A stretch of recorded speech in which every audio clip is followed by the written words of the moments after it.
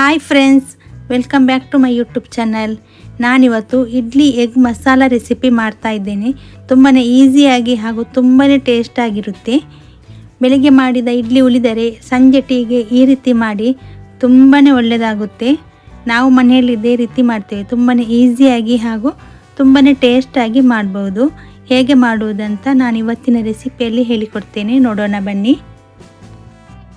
First ನಾನಿಲ್ಲಿ ಒಂದು ಕಡಾಯಿಗೆ 2 table ಸ್ಪೂನ್ನಷ್ಟು coconut oil ಹಾಕಿದ್ದೇನೆ. ಇದಕ್ಕೆ ನಾನಿಲ್ಲಿ ಒಂದು ಆನಿಯನನ್ನು ಈ ರೀತಿ ಸಣ್ಣದಾಗಿ ಹೆಚ್ಚಿ ಹಾಕಿದ್ದೇನೆ. ನೀವಿಲ್ಲಿ ಯಾವುದೇ ಅಡುಗೆ ಎಣ್ಣೆಯನ್ನು ಉಪಯೋಗಿಸಬಹುದು.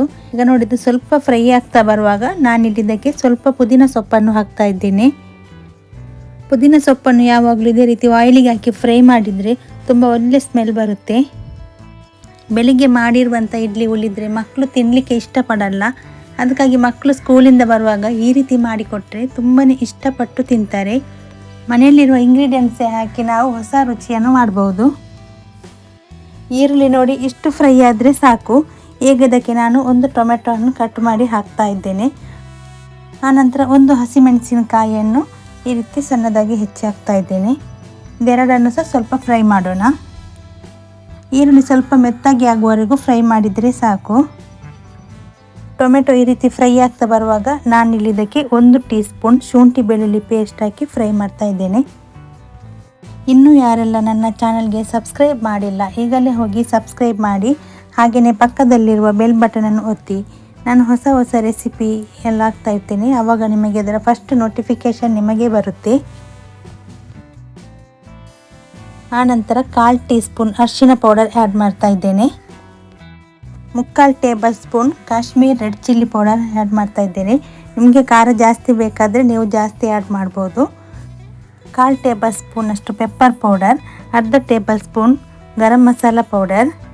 ಇದಿಷ್ಟನ್ನು ಸ್ವಲ್ಪ ಹಸಿ ವಾಸನೆ ಹೋಗಬೇಕು ಅಷ್ಟರವರೆಗೂ ಸ್ವಲ್ಪ ಫ್ರೈ ಮಾಡಬೇಕು. ಇದನ್ನು ಇದೇ ರೀತಿ ನೀವು ಮನೇಲಿ ಟ್ರೈ ಮಾಡಿ ಹೇಗೆ ಆಯಿತು ಅಂತ ನನಗೆ ಕಮೆಂಟ್ ಮೂಲಕ ತಿಳಿಸಿ. ಗ್ಯಾಸನ್ನು ಮೀಡಿಯಮ್ ಫ್ಲೇಮ್ನಲ್ಲಿಟ್ಟು ನಾನು ಇದನ್ನು ಫ್ರೈ ಮಾಡ್ತಾ ಇದ್ದೇನೆ. ಈಗ ಮೊಟ್ಟೆಯ ಹಳದಿ ಭಾಗವನ್ನು ಸಪ್ರೇಟ್ ಮಾಡಿ ಈಗ ಇದಕ್ಕೆ ನಾನು ಆ್ಯಡ್ ಮಾಡ್ತಾ ಇದ್ದೇನೆ. ನಾನಿಲ್ಲಿ ಇದಕ್ಕೆ 3 ಮೊಟ್ಟೆ ತಗೊಂಡಿದ್ದೇನೆ. ನೀವು ಎಷ್ಟು ಬೇಕಾದರೂ ಮೊಟ್ಟೆ ಹಾಕ್ಬೋದು, ಆಪ್ಷನ್. ಇನ್ನು ಇದನ್ನು ಮಸಾಲೆಯೊಂದಿಗೆ ಸರಿಯಾಗಿ ಮಿಕ್ಸ್ ಮಾಡಬೇಕು. ಬೆಳಿಗ್ಗೆ ಬ್ರೇಕ್ಫಾಸ್ಟಿಗೂ ನಾವು ಈ ರೀತಿ ಮಾಡ್ಬೋದು, ಅಥವಾ ಸಂಜೆ ಹೊತ್ತು ಟೀ ಟೈಮ್ಗೂ ಸಹ ನಾವು ಈ ರೀತಿ ಮಾಡ್ಬೋದು. ಮಕ್ಕಳು ಸ್ಕೂಲಿಂದ ಬರುವಾಗ ಮಾಡಿಕೊಟ್ರೆ ತುಂಬಾ ಒಳ್ಳೆಯದು. ಹಾಗೂ ಕೇವಲ 10 ನಿಮಿಷದಲ್ಲೇ ನಾವು ಇದನ್ನು ರೆಡಿ ಮಾಡ್ಬೋದು. ಜಾಸ್ತಿ ಟೈಮ್ ಏನು ಬೇಕಂತ ಇಲ್ಲ. ಈಗ ನೋಡಿದ್ದು ಸರಿಯಾಗಿ ಮಸಾಲೆಯೊಂದಿಗೆ ಮಿಕ್ಸ್ ಆಗಿದೆ. ಆನಂತರ ಇದಕ್ಕೆ ನಾನು ರುಚಿಗೆ ತಕ್ಕಷ್ಟು ಉಪ್ಪು ಹಾಕ್ತಾ ಇದ್ದೇನೆ. ಉಪ್ಪು ನೋಡಿಕೊಂಡು ಹಾಕಿ. ಇಡ್ಲಿಗೆ ಸಹ ನಾವು ಉಪ್ಪು ಹಾಕಿಟ್ಟಿದ್ದೇವೆ. ಈ ಮಸಾಲೆಗೆ ಎಷ್ಟು ಬೇಕೋ ಅಷ್ಟು ಉಪ್ಪು ಹಾಕಿದರೆ ಸಾಕು. ಇನ್ನು ಇದನ್ನು ಸ್ವಲ್ಪ ಮಿಕ್ಸ್ ಮಾಡಿ ನಾನಿಲ್ಲಿ ಇದಕ್ಕೆ 2 ಟೇಬಲ್ ಸ್ಪೂನ್ನಷ್ಟು ನೀರನ್ನು ಹಾಕಿ ಮಿಕ್ಸ್ ಮಾಡ್ತಾ ಇದ್ದೇನೆ. ನೋಡಿ, ಮಸಾಲೆ ಈ ರೀತಿಯಾಗಿರಬೇಕು. ಯಾಕಂದರೆ ನಾವು ಇಡ್ಲಿ ಡ್ರೈ ಇರುತ್ತೆ ನಾವು ಹಾಕುವಾಗ, ಅದಕ್ಕಾಗಿ ಈ ರೀತಿ ಸ್ವಲ್ಪ ನೀರು ಹಾಕಿ ಗ್ರೇವಿ ರೀತಿ ಮಾಡಬೇಕು ಮಸಾಲೆಯನ್ನು. ನಾನಿಲ್ಲಿ ಇದಕ್ಕೆ 5 ಇಡ್ಲಿಯನ್ನು ಈ ರೀತಿ ಕಟ್ ಮಾಡಿ ಹಾಕ್ತಾ ಇದ್ದೇನೆ. ನೀವು ಜಾಸ್ತಿ ಬೇಕಾದರೆ ಸ್ವಲ್ಪ ಕ್ವಾಂಟಿಟಿ ಜಾಸ್ತಿ ಮಾಡಿ ಹಾಕ್ಬೋದು. ನಾನಿಲ್ಲಿ 5 ಇಡ್ಲಿಗೆ 3 ಮೊಟ್ಟೆ ತಗೊಂಡಿದ್ದೇನೆ. ಇನ್ನು ಇದನ್ನು ಸರಿಯಾಗಿ ಮಿಕ್ಸ್ ಮಾಡುವ. ನಾವು ಸ್ವಲ್ಪ ನೀರು ಹಾಕಿ ಗ್ರೇವಿ ರೀತಿ ಮಾಡಿರೋದ್ರಿಂದ ಈ ರೀತಿ ಇಡ್ಲಿಗೆ ಸರಿಯಾಗಿ ಮಸಾಲೆ ಎಲ್ಲ ತಾಗುತ್ತೆ. ನೀವು ನನಗೆ ತುಂಬಾ ಸಪೋರ್ಟ್ ಮಾಡ್ತಾ ಬಂದಿದ್ದೀರಾ. ಹೀಗೇ ಮುಂದೆ ಹೆಚ್ಚು ಸಪೋರ್ಟ್ ಮಾಡಿ. ನಿಮ್ಮ ಸಪೋರ್ಟ್ ನನಗೆ ತುಂಬಾ ಮುಖ್ಯ. ಈಗ ನೋಡಿ, ಸರಿಯಾಗಿ ಮಸಾಲೆಯೊಂದಿಗೆ ಮಿಕ್ಸ್ ಆಗಿದೆ. ಈಗ ಇದಕ್ಕೆ ನಾನು 3 ಮೊಟ್ಟೆಯನ್ನು ಈ ರೀತಿ ಕಟ್ ಮಾಡಿ ಹಾಕ್ತಾ ಇದ್ದೇನೆ. ಮೊಟ್ಟೆ ಆಪ್ಷನ್ ಎಷ್ಟು ಬೇಕಾದರೂ ಹಾಕ್ಬೋದು, ನೀವು ಜಾಸ್ತಿ ಬೇಕಾದರೆ ಜಾಸ್ತಿ ಹಾಕ್ಬೋದು.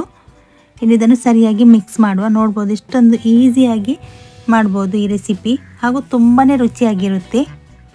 ಇನ್ನು ಇದಕ್ಕೆ ಕೊನೆಯದಾಗಿ ಕೊತ್ತಂಬರಿ ಸೊಪ್ಪು ಹಾಕಿ ಮಿಕ್ಸ್ ಮಾಡ್ತಾ ಇದ್ದೇನೆ. ಈ ರೀತಿ ನೀವು ಮನೆಯಲ್ಲಿ ಮಾಡಿದರೆ ಮಕ್ಕಳು ದೊಡ್ಡವರೆಲ್ಲರೂ ತುಂಬಾ ಇಷ್ಟಪಟ್ಟು ತಿಂತಾರೆ.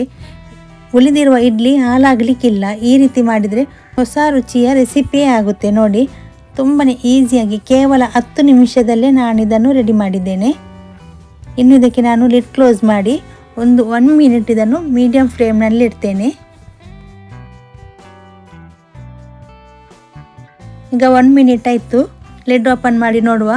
ವಾವ್, ಕಲರ್ಫುಲ್ಲಾಗಿ ತುಂಬ ಒಳ್ಳೆ ಪರಿಮಳ ಬರ್ತಾ ಉಂಟು. ನೋಡ್ಬೋದು ನೀವು ಬೇಕಾದರೆ ಇದಕ್ಕೆ ನೀವು ಟೊಮೆಟೊ ಸಾಸ್ ಆ್ಯಡ್ ಮಾಡಿ ಸಹ ಮಾಡ್ಬೋದು.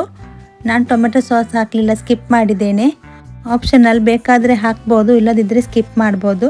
ಟೊಮೆಟೊ ಸಾಸ್ ಹಾಕದಿದ್ರೂ ತುಂಬಾ ರುಚಿಯಾಗಿರುತ್ತೆ.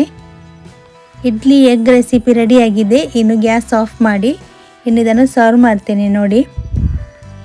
ಇದನ್ನು ನೀವು ಬೆಳಿಗ್ಗೆ ಬ್ರೇಕ್ಫಾಸ್ಟ್ ರೀತಿಯೂ ಸಹ ಮಾಡ್ಬೋದು, ಅಥವಾ ಸಂಜೆ ಟೀ ಟೈಮೊಂದಿಗೆ ಸಹ ನೀವು ಮಾಡ್ಬೋದು. ತುಂಬಾ ರುಚಿಯಾಗಿರುತ್ತೆ.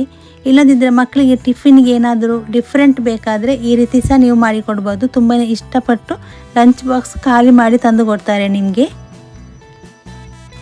ನನ್ನ ಇವತ್ತಿನ ಈ ಇಡ್ಲಿ ಎಗ್ ಮಸಾಲ ರೆಸಿಪಿ ನಿಮಗೆ ಇಷ್ಟ ಆದರೆ ಪ್ಲೀಸ್ ಲೈಕ್ ಮಾಡಿ, ಶೇರ್ ಮಾಡಿ, ಕಮೆಂಟ್ ಮಾಡಿ. ಇನ್ನು ಮುಂದಿನ ಹೊಸ ರೆಸಿಪಿಯೊಂದಿಗೆ ಸಿಗ್ತೇನೆ.